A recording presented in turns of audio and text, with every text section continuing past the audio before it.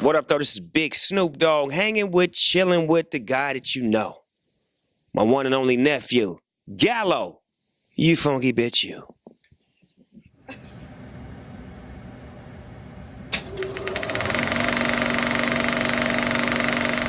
What's up? It's Nick Gallo, the guy you know. I'm here with the legend himself, Wakanda. Mr. Snoop Dogg. How are you, bro? I'm good. What's happening with you, loved one? What's up? What's up? Now, I know Saturday, a big day. It's your birthday. Yeah. I want to give you a present, For real? so I got you some. Oh, man, that's heavy. Oh, look at that. Oh, that's cold, Yeah, so, cuz. I had to come with something for you, you know. Gangsta. Yeah. So, Yeah. I But, like that. I appreciate it. But, you know, Saturday, it's a big day. Redemption of a Dog's going to be in Chicago. Yeah. Tell me a little bit about how you got involved in the play and, you know, why you want to do it. Well, it was my homegirl, the Brat. She had hit me up and she was coming to L.A. to do a show called Set It Off. And she wanted to come to my spot and do a party for her afterwards. So I was like, I'm going to go check the play out. So when I went to the play, I mean, I was blown away. It was off the hook. It was dope. It was different. It was dynamic. And it was sort of kind of like the movie, but it had a different spin to it. So once I went to the backstage, I met the director and the writer. And I was telling them how dope it was and how I had an idea based off of my Bible of Love, gospel album, that I wanted to do something that was play-orientated, but I just didn't know what. Mm-hmm. And we, you know, clicked up and got together and met a few times and gave him a couple of ideas and told him I wanted it to be sort of kind of like about my life, but not so much, but just a little bit of the behind the scenes that people don't get a chance to see.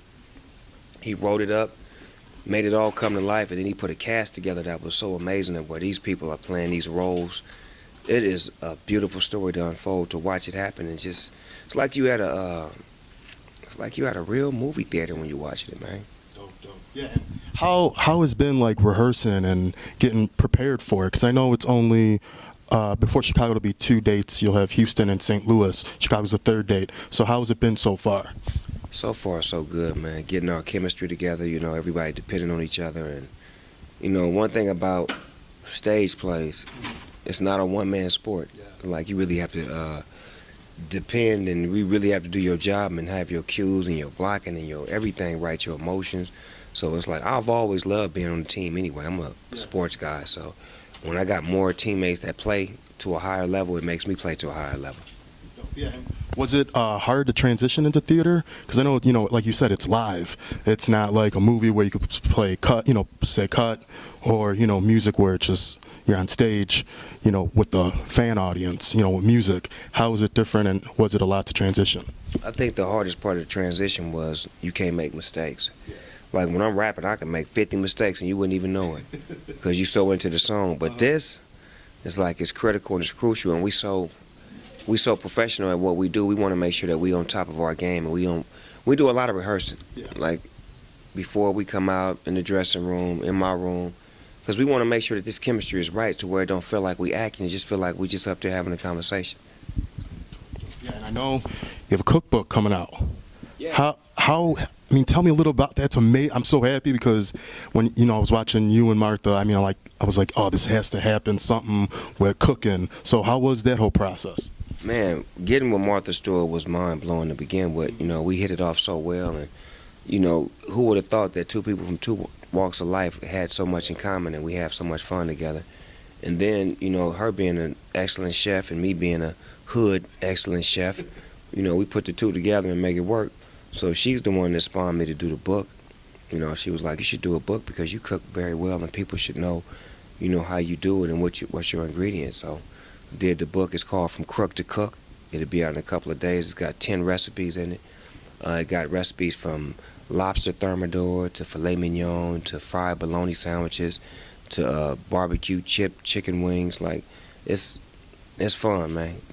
Trust me, you'd really enjoy it. I'm a cop. I'm gonna lay something down for you. I'm gonna put together a little cooking thing for you next time I come to Chicago, because I see you brothers look like y'all can eat. I'm gonna lay something out for y'all, see how y'all get down to this. Appreciate it. Yeah. And another thing, you know, November will be 25 years of your whatchamacallit, your debut album, Doggy Style. I mean, could you like? I feel like it was yesterday. Yeah. How does it feel? You know, Nigga, I had George Clinton on my album, girl. Do you know what that means? That's the atomic dog. Yeah. He blessed it. George Clinton was on my album, man. Like, that was the highlight. Like, I didn't care about nothing else. Nigga, George Clinton came in and did the intro. Yeah, this is the story of a famous dog. A dog that wags his tail and pisses the tail. That nigga was busting. I was there like, nigga, that's George Clinton, cut. It's crazy. Like, and then I had the dramatics. You know what I'm saying? So it was like, when we was doing it, I wasn't tripping. Yeah. I was tripping off of the old school acts that I had, as opposed to being dope and the rap being hard and this and that. It was more about, man, I got the dramatics and George Clinton on my album, cuz. And then I redid Slick Rick's song, which was the first hip-hop remake. Nobody in hip-hop had ever remade anybody's song. It was considered biting. Yeah. You know what I'm saying? But I was like, I love Slick Rick so much, and this song is so me. I gotta give him his. And he was from the East Coast at the time, so it was like, it was a groundbreaking move, because it was like, if you gonna redo somebody's song, why you didn't redo a West Coast rapper song? Didn't have that impression that this song had on me. And it set a trend to where rap became cool for you to love another rapper. Before that time, it wasn't cool. You couldn't really like love a rapper like that. Like, it was cool to like him, but you couldn't love him. You know what I'm saying? Snoop Dogg showed love. Like, if I loved you, and I told you I loved you. Yeah. I love how you've done everything. You know, you're a jack of all trades.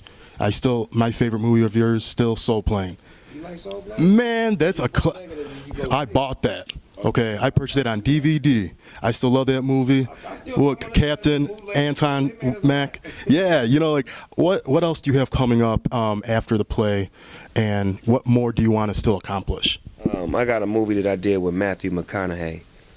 Who else in the movie? Martin Lawrence, Jimmy Buffett.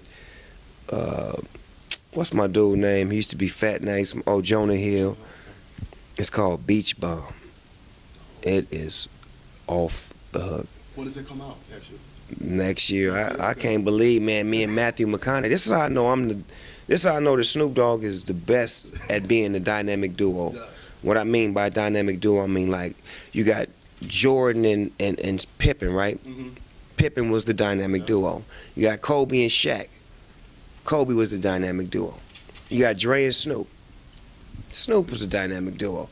So what I'm saying is, no matter who you put me with, it's gonna make me better, because if somebody's with me that's better than me, they're gonna make me go even harder and do my best.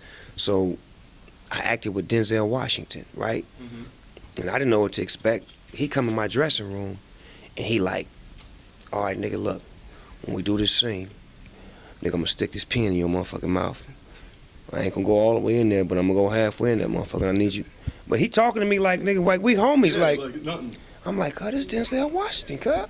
And he like, all right, nigga, so we finna go out there in 5 minutes. So I get on the set, I'm like, all right, well, I'm cool now.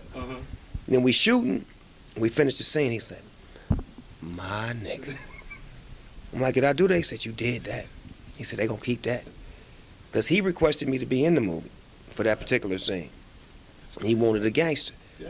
So he come in my dressing room and chop it up with me, which blows my mind, because I'm like, usually stars stay in they little, you know what I'm saying? You don't see cuz till you get to set. This nigga came in my shit. Niggas was like, hold on, put the weed out. Denzel at the door. Let him in. Nigga said, let me holler at you real quick. Yeah, nigga, look. So when I take you in the back, and I'm like, oh man, this is so cool. And then when I watch the movie back and I see it, I'm like, man, look how relaxed I was on screen with him. Because he made me relax. Yeah, he made you comfortable. He made you. So now that I'm acting with Matthew McConaughey, right? So I'm on set with him. And I'm rolling, we rolling. He like, man, I always knew you were good, but you're a fucking phenomenal actor. I'm like, for real? I'm like, man, I want to smoke with you, Matthew. He's like, oh no, man. He said, man, if you smoke with me, I'll become different. I said, I want you to be different one time.